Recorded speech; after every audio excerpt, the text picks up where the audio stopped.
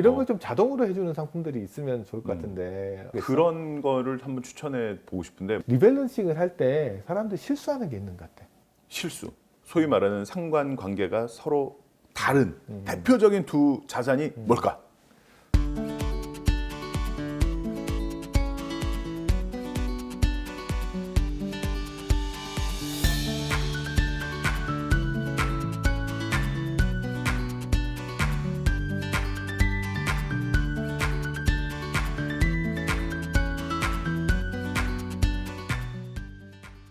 적으로 이제 잘 하시는 분도 계시고, 근데 또 이게 바쁘다 보면 특히 직장인들은 쉽지 않잖아. 이거 일일이 다 신경 그렇지. 써서 하기 매일 쉽지 또 않아서 보기도 머리 아프고. 이런 걸 좀 자동으로 해주는 상품들이 있으면 좋을 것 같은데 어떤 게 괜찮은 게 있어? 그런 거를 한번 추천해 보고 싶은데 뭐냐면 이제 펀드 이름 자체에 자산 배분 펀드라고 이렇게 딱 이름 펀드 지어져 자체가? 있더라고요. 그렇지. 그래서 여기서 말하는 자산 배분 펀드는 좀 특징이 물론 우리가 잘 알고 있는 주식과 채권에 주로 투자를 하지만 뭐 그 외에 뭐 예를 들면 원자재, 뭐 금, 뭐 원유 막 이런 것들 그리고 부동산 뭐 이런 좀 이제 대체 투자라고 하는데 대체 투자 상품에도 일부 이제 투자를 해서 그 밸런스를 펀드 매니저들이 조정을 해주는 뭐 이런 것들을 보통 뭐 글로벌 자산 배분 펀드 이렇게 하는데 이런 것들이 굉장히 많이 나와 있거든. 그러니까 자산 배분 비중이나 이런 것들은 이제 펀드가 정해진 원칙에 따라서 알아서 해주면 그렇지. 나는 펀드를 고르는 데까지만 신경을.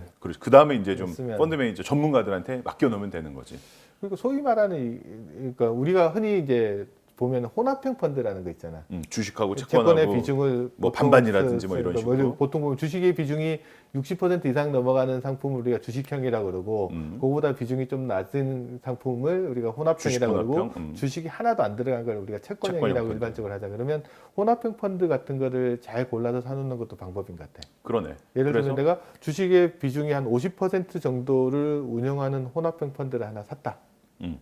이렇게 해놓으면 주식 비중을 50% 일정하게 계속 유지해 나갈 거 아니야. 펀드 매니저들이 알아서. 그렇지. 그러니까 약관상으로 이만큼만 운영하게 돼 있으니까 그렇지. 그런 펀드 딱 사놓으면 주가가 많이 올라갔을 때는 자연스럽게 처분을 팔아서 해서 낮춰줄 50%를 테고. 맞춰주고 떨어지면 그렇게 올려놓는 거. 그렇지. 옛날에 이제 퇴직연금 펀드들 같은 걸 보면 주식 비중을 뭐 40%, 뭐 30%, 규정이 있었지. 20% 이렇게 정해놓고 가는 펀드들이 있었거든. 그런 거 사놓으면 올랐을 때 자연스럽게 처분해서 다시 맞춰주고 떨어졌을 때 다시 사주는 이런 형태의 펀드를 혼합형 펀드라고 그러고 이거 외국에서는 이걸 그냥 밸런스 펀드라고 부르더라고. 그러면 뭐 그 말 자체 그 뜻이 담겨져 이렇게 있네. 펀드 자체 이름이 밸런스를 잡아주는 펀드니까 그런 펀드를 하나 선택을 해놓고 가고 그런 펀드를 고를 때 아까 이야기했던 이제 글로벌 자산이 배분되어 있는 펀드 중에서 이제 그런 것들을 골라내는 것들도 하나의 방법인 것 같아요.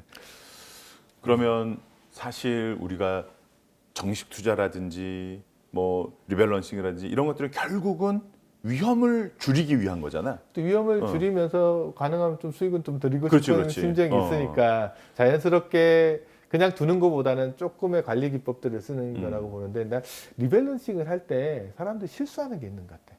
실수. 어떤 실수하냐면 스스로 리밸런싱 하다 보면 자기 나름대로 이제 예를 들어 내 펀드 돈을 자산을 나눌 때 자산 배분을 A, B, C, D 4개 종목에다가 이렇게 배분을 했다고 칠게.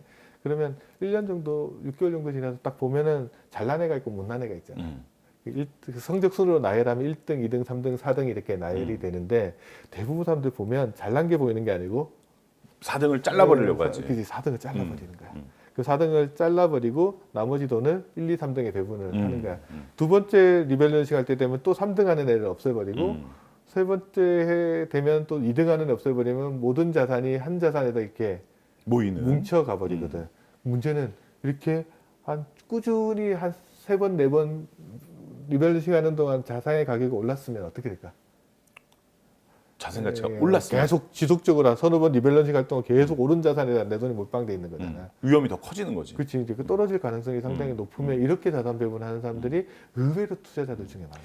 그래서 나도 보면 주식형 펀드를 4개를 갖고 와서 자기가 자산 배분했다라고 생각하는 사람들이 있는데 자산 배분의 가장 중요한 것은 2개로 나눈다고 가정을 했을 때 이 둘 간의 관계가 같이 움직이는 펀드가 아니라 따로 움직이는 펀드여야 된다는 거지. 예를 들면 이런 사람이 중국 펀드 가입하고 있고 신디아 펀드 가입하고 아시아 펀드 아시아 가입하고. 펀드 가입하고 있고 그래서 배분하고 있다라고 이야기하는 거는 좀 잘못된 문제가 거지. 있는 거고 전체적으로 자산의 성격이 다른 자산들을 잘 나눠 놓고 그 다음에 일정 시간이 변화될 때마다 자산 배분 비중이 변할 때마다 이거를 조정해주고 그렇게 관리해 나가면 이제 투자 성과를 장기적으로 좀 괜찮게. 그래서 네, 그 소위 말하는 상관관계가 서로 다른 대표적인 두 자산이 뭘까? 주식하고 채권? 그렇지. 그래서 우리가 지금까지 계속 얘를 주식과 채권으로 든 게 그 두 자산의 성격이 완전히 다르기 때문에 이 둘로 자산 배분하는 게 중요한 거지.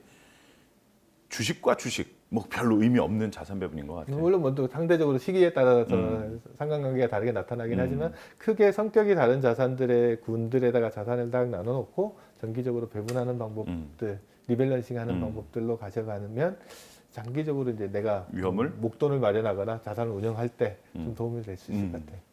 그러면은 아까 말해준 두 가지 방법, 뭐 기간에 따른 리밸런싱, 그 다음에 비율에 따른 리밸런싱 이런 걸 가져가면 위험은 훨씬 낮출 수 있겠네. 개인적으로 개인이 하는 것보다는 시스템적으로 그렇지. 되는 상품을 설정하는 펀드를 게 훨씬 더 나은 것 맞아. 같아요. 전문가에게 맡기자고. 그렇지. 직장인들한테 진료는 그게 최고야. 진료는 의사에게.